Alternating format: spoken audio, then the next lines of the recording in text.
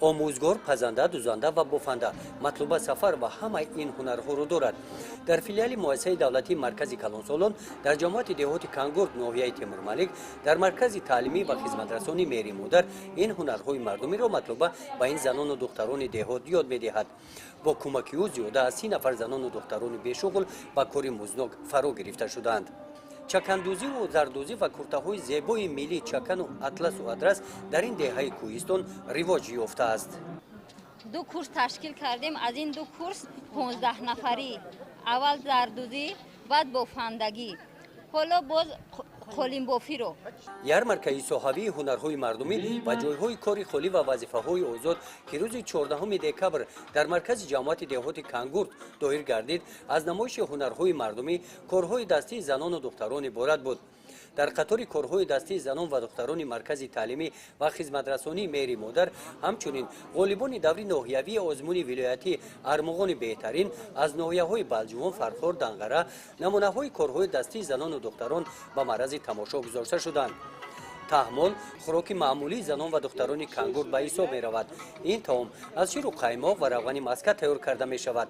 نمودهای گوناگون محصولات های نانی که دختران کانگورد از ارد گندمی تیار نمودند در این بخش گواه هنرمند بودن آنها می باشد. امروز در کانگورد زنان و دختران قالین و ادرس و اطلس می بافند.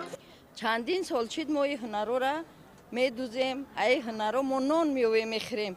او سال 12 تا کرته چکن دوختم، 250 سودا کردیم. همه چیزمون کمبودیمون بود میکنیم. همین عینش سوزان هم آدم که مهنت میکرده میافته میخورده. در این نمایش خیرامان دولت و حنیفه قربان و از ناحیه بلجوان محصول کارهای خود را که از قالین و کرته‌های ملی عبارت هستند پیشنهاد نمودند. عربگل قنبر و باشد از جماعت دهات وطن ناحیه فرخار هنری دوزندگی دارد. این کرته‌ها را او دوخته است. در این نمایش او ناحیه فرخار را معرفی می نماید. با سوزن دوزی و قراق دوزی و زردوزی و لباس های مکتبی مشغول می باشیم. این سال که جناب عالی پیشوای ملت امام علی رحمان این سال را سال رشد هنرهای مردمی اعلان نموده بود.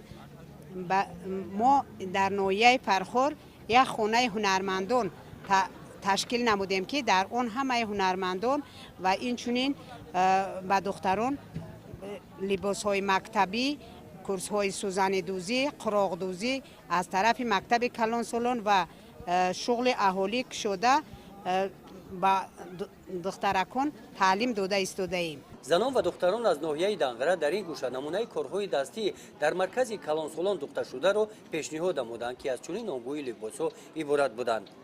در قسمت رسمی چورابینی رئیس ناحیه تیمورملک قید نمودند که بنیاد کردن کارخانه‌های استحصالی، رشد و انکشاف دادن هنرهای مردمی، مهیا کردن جایهای نوی کاری و به شغل دائمی فرا گرفتن اهالی قابل مهنت و به این وسیله بلند برداشتن سطح زندگی مردم یکی از هدفهای اساسی حکومت کشور به شمار می‌رود.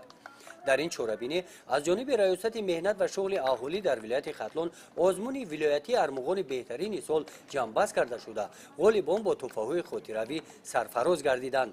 در بخش دوزندگی عربگل قنبر و از ناحیه فرخار و در بخش بافندگی مطلوب سفر و از دهه کانگورد غالب آزمون ولایتی گردیده با افتخارنامه ریاست مهنت و شغل اهالی ولایت ختلان قدر کرده شدند.